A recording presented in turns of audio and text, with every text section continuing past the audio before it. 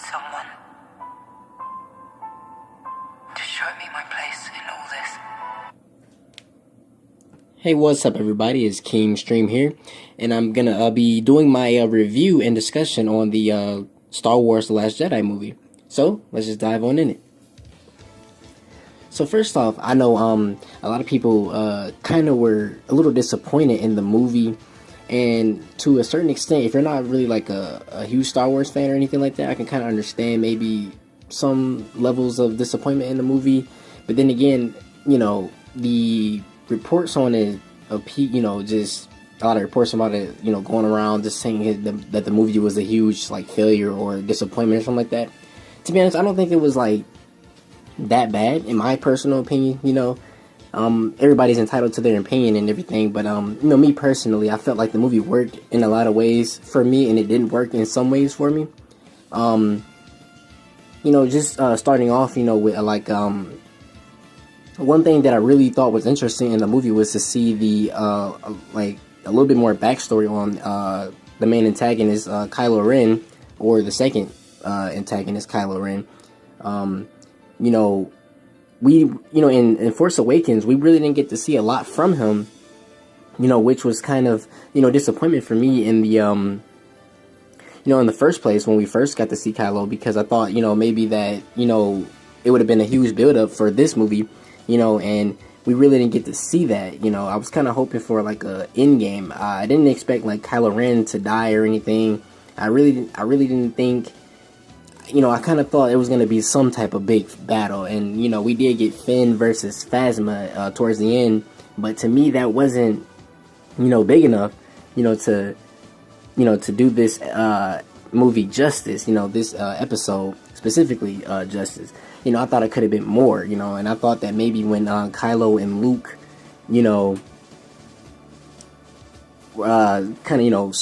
squared off face to face, I kind of thought that maybe, hey, that'll be interesting to see, Luke, versus Kylo, and see who would win that, and maybe, Kylo could have been the one to put Luke down.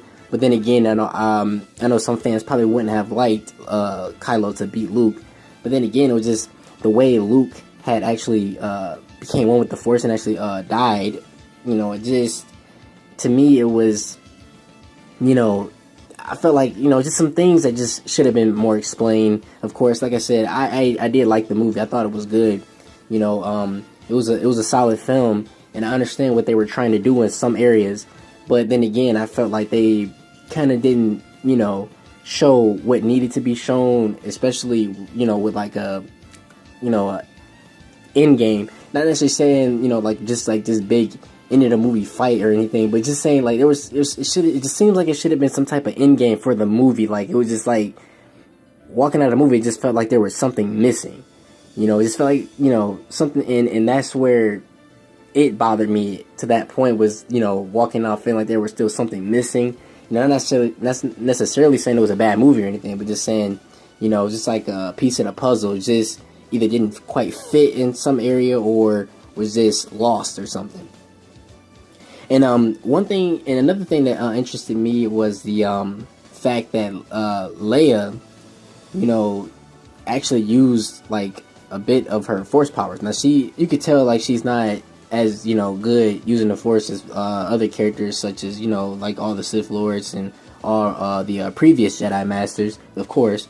But she's never used it in the movies until before Last Jedi. She never used it before, so it was just kind of crazy to see her use it for the first time.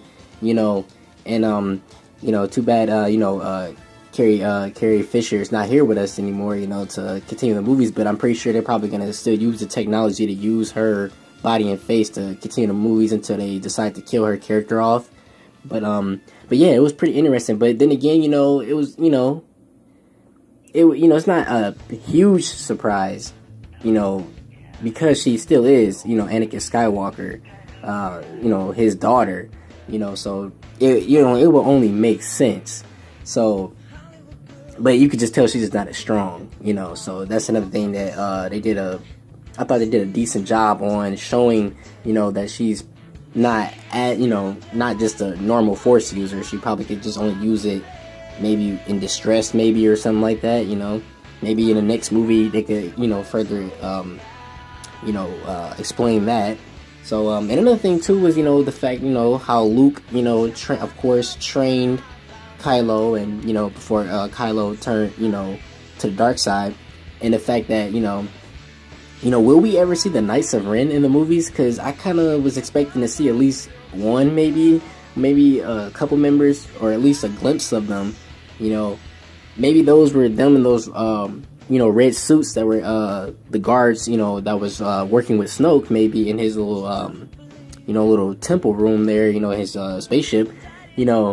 I kind of felt like the Knights of Ren shit, I wanted to see like some type of Easter eggs or cameos of them. Maybe they did mention them, maybe I just didn't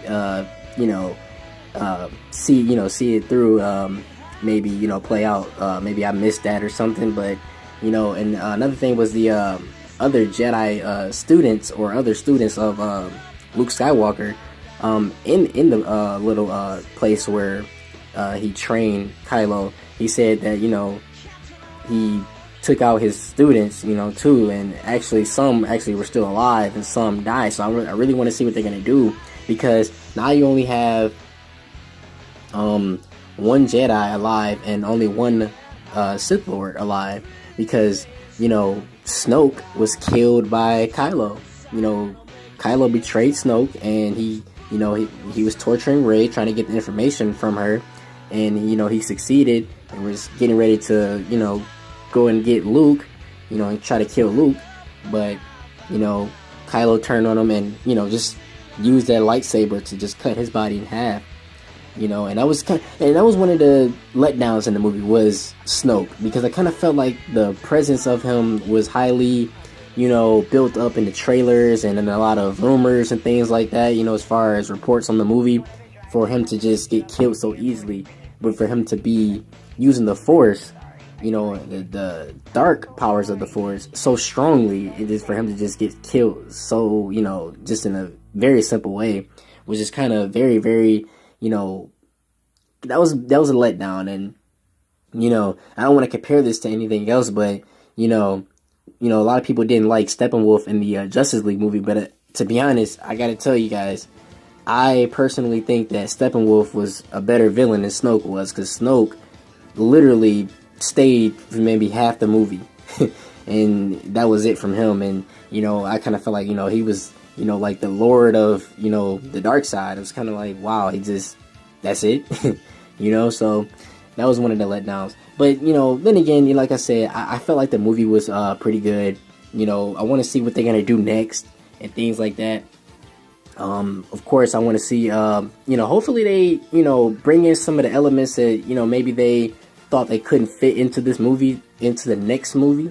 Hopefully they can try to amp it up a little bit, because I kind of felt like we got left with a cliffhanger, and maybe that's not the case, but that's just the way I felt when I walked out. It was just another cliffhanger, which I kind of felt like in Force Awakens, we kind of was left with a cliffhanger too, so it was kind of like because he had actually, Kylo had already actually tried to recruit Rey before. He told her he can show her the ways of her powers and things like that. And another thing too is her parents. When we was I saw with some buddies of mine in the theaters, and I was waiting for them to just reveal who her parents were. maybe it wouldn't have been a purpose to really reveal them in this movie, maybe. But me personally, I was just the whole movie just sitting there like, okay, where's her parents? Who's her parents? Where's her parents? Who's her parents? Like, it was just like that through like literally the entire movie.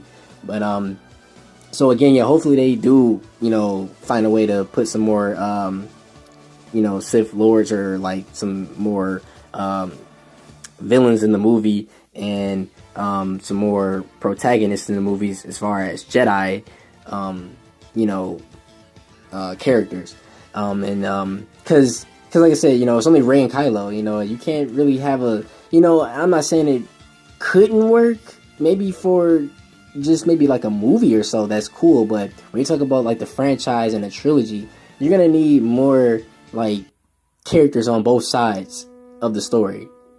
villains and heroes. You're gonna need the dark side, you know, Force users, and you're gonna need like the Jedi Masters. You're gonna need those characters on both sides, because to me, it's not Star Wars without it. You know, that's what makes Star Wars so cool, is the the Sith, the dark side, the New Order, and then the Jedi Knights, Jedi Council, Jedi Masters, you know, and so on. And one more thing before I end the video, Yoda popped up in this movie. I thought that was pretty cool too, because you know, he was talking to Luke, and you know, he was, you know, reteaching, you know, just kind of like restating what he had already told him. And you know, Luke's, you know, prime, you know, when Luke was being trained by Obi-Wan and by himself, Yoda, of course. Now I thought that was pretty decent, and to throw those little you know, like throwbacks of the classic movies, you know, from like the 70s and stuff. You know, I thought that was actually pretty cool too. You know, especially for like all the die-hard Star Wars fans. I'm pretty sure they enjoyed those scenes too. And so yeah, guys, let me know what you guys think down in the comment section below, and always be sure to like, share, subscribe to the channel.